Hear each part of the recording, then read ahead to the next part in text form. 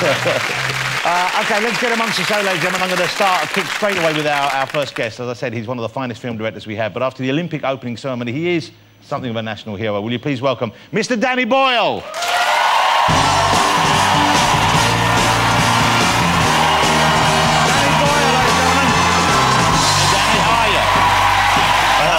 You don't feel compromised by that. Danny Boyle!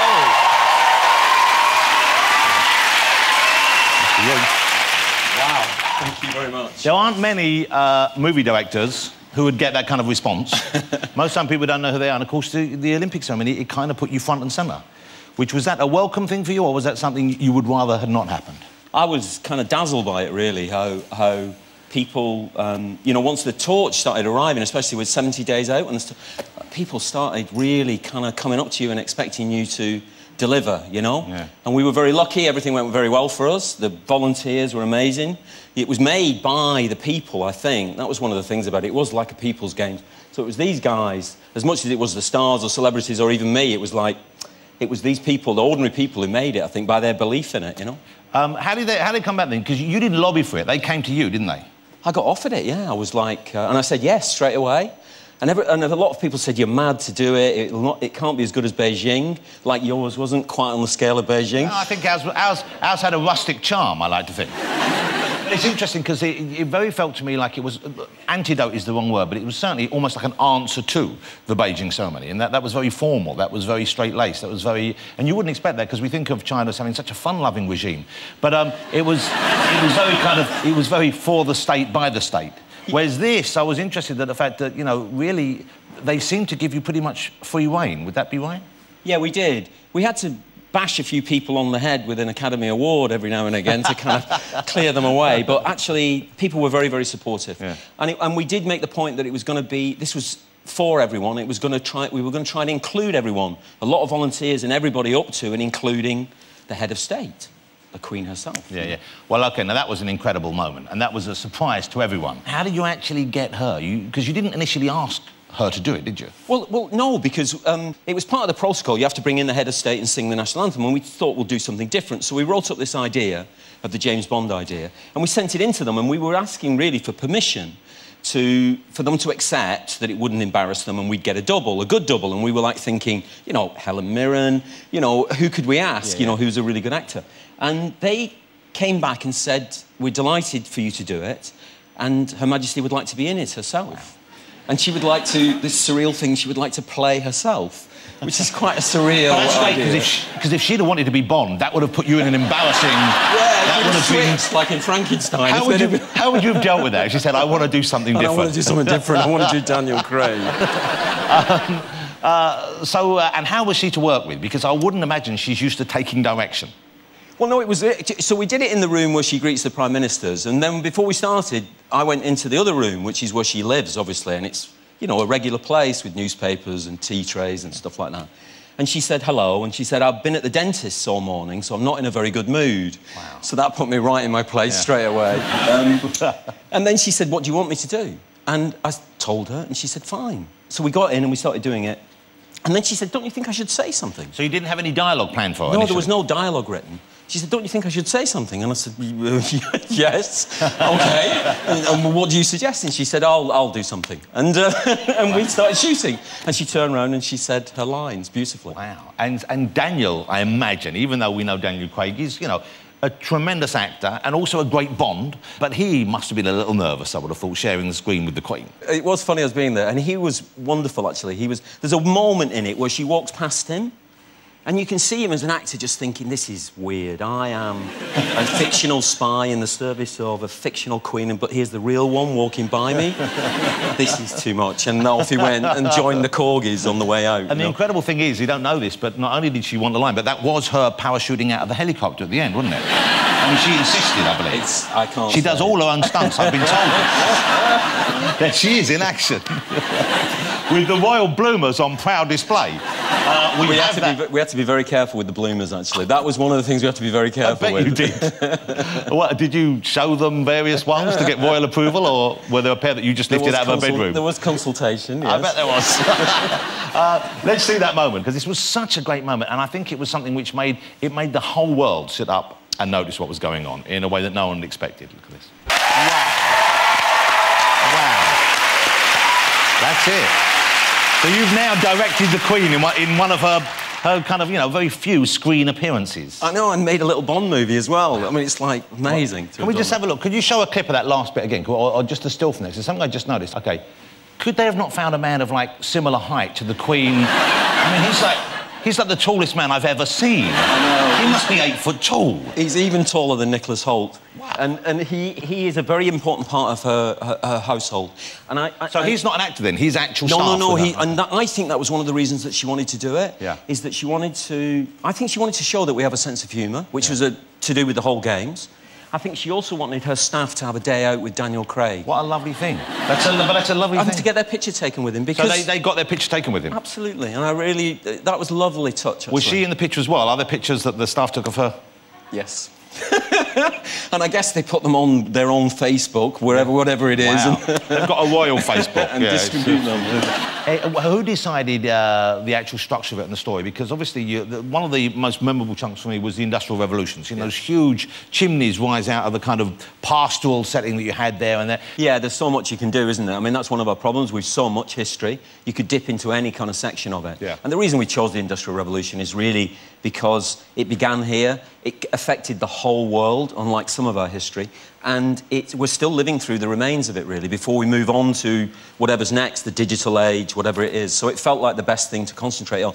And also, we are amazing at engineering. Well, also, and having Tim Berners-Lee, the inventor of the World Wide Web, as part of the ceremony, you forget that happened here, and he gave it free to the world. He did. Which could have made him a billionaire. And I suspect there's a sort of I would have thought you felt a kinship with him, because you're very much someone who, I get the feeling, doesn't seek a personal reward for that kind of thing. I mean, I'm assuming, you know, you're doing OK for yourself. You've had a couple of movies that have done all right.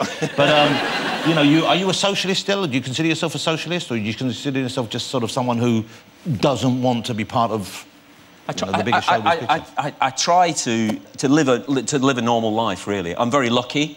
You know, financially, I am very lucky. The films have made some money, and I try to, obviously, share that around a bit, as much as I can. But... I wouldn't describe myself as a socialist, because it's difficult for someone in my position to be able to do that. So is that one of the reasons why you turned down the knighthood you were offered? That was just you would have felt uncomfortable being called sir, or you didn't want the fuss? What was that? It's both of those things, really. It's something that you just have a personal reaction to, and I'd have felt very uncomfortable. I find it difficult being called Mr. Boyle. Personally, I kind of wince at that, so I would... Boyle is a terrible name, you're right. I mean, I mean, you could change it. Bond is a good name. Speaking of Bond, changing the subject a bit here, you mentioned, you know, you've done a mini Bond movie. They're looking for a director. Yes. For the next Bond film. I would have thought your name would be on the list. Have they approached you? Would you like to do that? Again, I'm not that comfortable with making those huge movies, you know. I love watching them. And yeah, because that little tiny thing you put together for the Olympics, I can see that. That was a weekend. Yeah, no, I thought Sam Mendes made a fantastic job with the last one, and they did do wonderfully well. I was really proud of them watching it, and I love watching them. And I love watching, like, Alien movies and, you know, all those huge movies that we all love. But I'm not really the guy to make them. I like making a slightly smaller movie and trying to make it look like $100 million. And is that because of the control that you can hold over a smaller picture? Yeah. You get more control of casting, more control of your characters. You can make your characters do strange things, or, you know, they don't have to follow stereotype patterns. You know, there doesn't have to be somebody to root for. You can twist it and turn it. Well, speaking of things which are strange and unexpected, your new movie has many, many moments which delightfully kept me guessing at a fun way. The film is called Trance. It's out next Wednesday, I think. Yes. Here in the UK. Tell us what you can of the premise of that without giving too much away, because it's one of those movies where you could easily give too much away, couldn't you? Yes, you could. The setup is James McAvoy plays this young auctioneer who's involved in stealing a painting from his own employer. Yeah. And with the help of a criminal gang, who he then appears to double-cross, who then attack him to try and find out where the painting's actually disappeared to. That's the double-cross. and he claims amnesia about where it is. But it might be true, because something happens where you think, well, maybe he has got amnesia. He gets hit on the head. OK, well, you've given that away. Violently assaulted. And then, so what they do is they turn a bit of lateral thinking by Vincent Cassel, the head of the gang, and they turn to a hypnotherapist from Harley Street, an American played by Rosario Dawson. And she then puts James McAvoy into a series of trances, and she tries to discover where in his mind, where in his memories, is this day and what happened to the painting. Hypnotism is the basis. Hypnotism, as far as I understand, isn't really what it appears to be. Am I right in thinking, you must have researched it for the film, I'm sure, it's kind of, there's an element of nonsense involved in what we believe about hypnotism? Yeah, I mean, it's very benign for most people, but they do say, and our film depends on this, that there are 5 to 10% of the general population are highly suggestible. Yeah. And to those people, a hypnotist can do almost anything. Wow.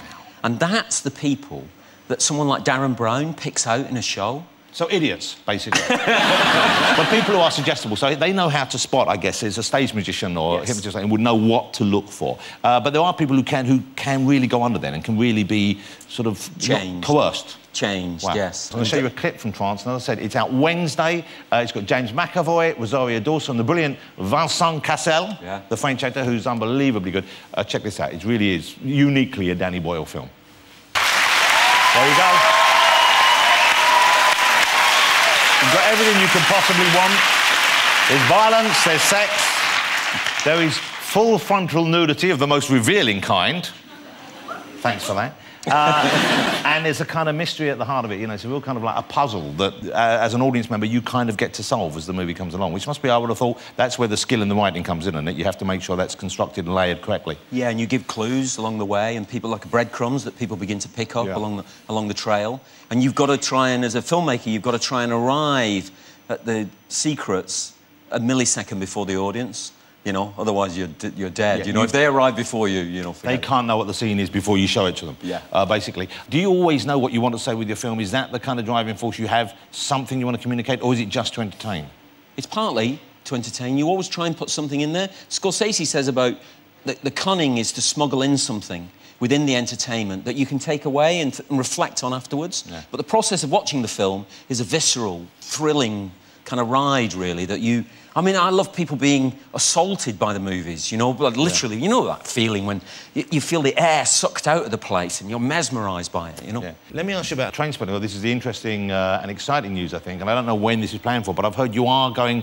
Irving Welsh, who wrote the original book, wrote a sequel to it called Porno, and you are going to make that into a film. You're going to direct that, is that right? Yeah, we're going to try. We're going to try and do T2, if James Cameron will let us use that title.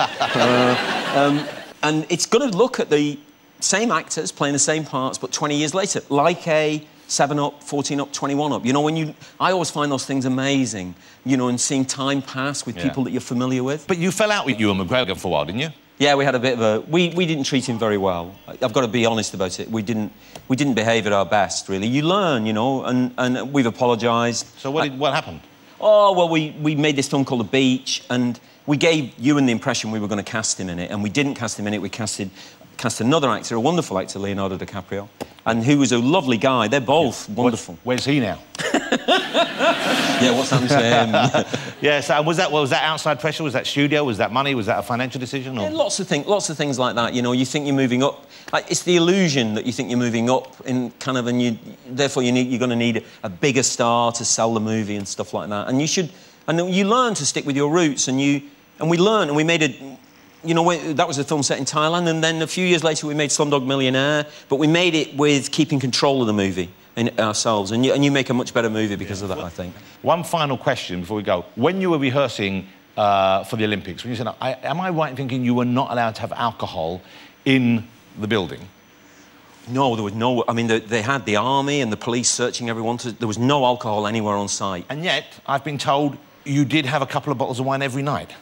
Well, so when we'd finish, the producer would go in her office and she'd have a very nice bottle of white wine and a nice bottle of red wine on her desk every night. How did she get it in? And how did she get it in? And what she did was extraordinary, is every night we practiced the stunt jumping out of the helicopter, the Queen jumping out of the helicopter. And, of course, the stunt guys who did that jumping, the guy playing the Bond and the Queen, they boarded the helicopter outside the site in an airport in Essex. and they put in their bloomers a bottle of white and a bottle of red. And they parachuted into the Olympic Stadium. That's the kind of inside information we were waiting for. That's incredible. Ladies and gentlemen, join me in saying thank you to the exceptional Mr. Danny Boyle. Thank you, Danny. Thanks, son. Thank you. Danny Boyle, but don't go away. Join me after the break. I'll be joined by the fabulous Nicholas Hoult. So don't go away.